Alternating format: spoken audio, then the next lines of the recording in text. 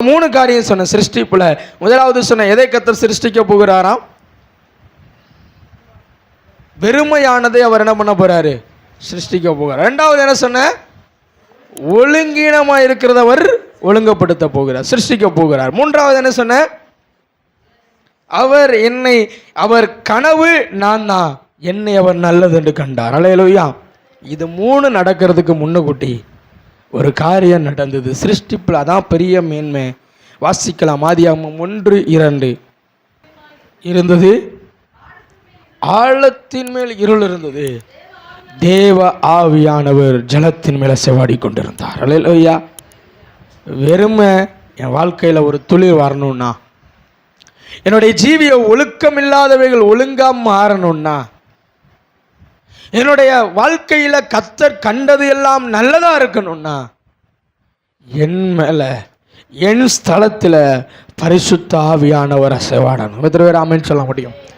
பரிசுத்த ஆவியானவர் என் மேல அசைவாடணும். பரிசுத்த ஆவியானவர் என் மேல அசைவாடுவார். ஆனால் பரிசுத்த ஆவியானவர் எனக்குள்ளே அசைவாடி கொண்டிருக்கும் பொழுது எனக்கு கால்கள் தீவிரப்படும். ஆராதனைக்கு செல்லுவதற்கு என்னுடைய செயல்கள் தீவிரப்படும். எல்லா நாளும் தூக்கம் வரும், சனிக்கிழமை இரவு தூக்கம் வராது. என காலையில் ஆவியானவரோடு கூட இசைந்திருக்கிற ஒரு தருணம், நான் தீவிரப்பட வேண்டியது இருக்கிறது என்கிற ஒரு எண்ணம் வரும். ஆவியானவரின் நிறைவு இன்னைக்கு ஒன்றுமில்லாததை ஒன்றாய் மாற்றுகிறது, ஒழுங்கமில்லாததை ஒழுங்குபடுத்துகிறது, என் வாழ்க்கையில் எல்லாத்தையும் நல்லதாய் மாற்றுகிறது. அல்லேலூயா. சதமுறையிலே சொல்லுங்களேன், எல்லாத்தையும் நல்லதாய் மாற்றுகிறார் ஆவியானவர். நல்லா கவனிக்க. நான் ஒன்றை சொல்லி முடிக்கிறேன். நான் என்னை பிதாவாகிய தேவனிடத்தில் பரிசுத்த ஆவியானவர் கொண்டு போய் நிறுத்தும் பொழுது என்னையை கொண்டு போய் நிறுத்த மாட்டாருங்க. என்னையை கொண்டு போய் நிறுத்துவார்னா பிதாவுக்கு நான் அறியப்பட மாட்டேன். எனக்கு முன்னதாய் அந்த பரிசுத்த ஆவியானவருடைய நிறைவு கிறிஸ்துவை எனக்கு முன்னதாய் வெளிப்படுத்தும் பிதா என்னை காண்கிற தேவனாக இருக்கிறார். அல்லேலூயா. என்னால் சொல்ல முடியும், என்னுடைய ஜீவியத்தில் இருளான பக்கங்களுக்கு மத்தியில் கர்த்தர் என்னை கொண்டு வந்து இந்த இடத்தில் அநேகருக்கு ஆசீர்வாதமாய் நிறுத்துகிறார். ஆனால் அந்த அபிஷேகமும் தேவனுடைய வார்த்தையும் என்னை உருவாக்குகிறதுனால தான் நான் சொல்ல முடியும், தேவன் என்னை நிறுத்தி வைத்திருக்கிறார். இல்லைன்னா என்னால் நிற்க முடியாது. அழிந்து போக வேண்டிய என்னை, சாவுக்கு பலியாயிருக்க வேண்டிய என்னை, பாவத்திற்கு சம்பளமான மரணத்தை பெற்றிருக்க வேண்டிய என்னை அந்த மரணத்திலிருந்து கர்த்தர் காப்பாற்றினார். ஆனால் அந்த மரணத்தின் கையில் கர்த்தர் என்னை விட்டு கொடுக்கலனா அதற்கு காரணம் என்ன தெரியுமா? அவர் என் மேல் வைத்த கிருபையும், அவர் என் மேல் வைத்திருந்த அபிஷேகமும், அவர் என்னை வார்த்தையினால் புடமிட்டதும், அந்த வார்த்தை என்னை உருவாக்கினதும், அந்த வார்த்தை என்னை கொண்டு வந்து நிறுத்தினது மாத்திரம்தான் சொல்ல முடியும். தைரியமாக சொல்ல முடியும். எத்தனை இடத்துல வேணாலும் சொல்ல முடியும். அவர் என் மேல கிருபை வைக்கலனா இன்னைக்கு நிற்பது நான் அல்ல. அநேக நேரங்களிலே மரணத்தின் விளிம்பில் சென்றிருக்கிறேன். அநேக நேரங்களிலே மரணித்து விட வேண்டும் என்று நினைத்திருக்கிறேன்.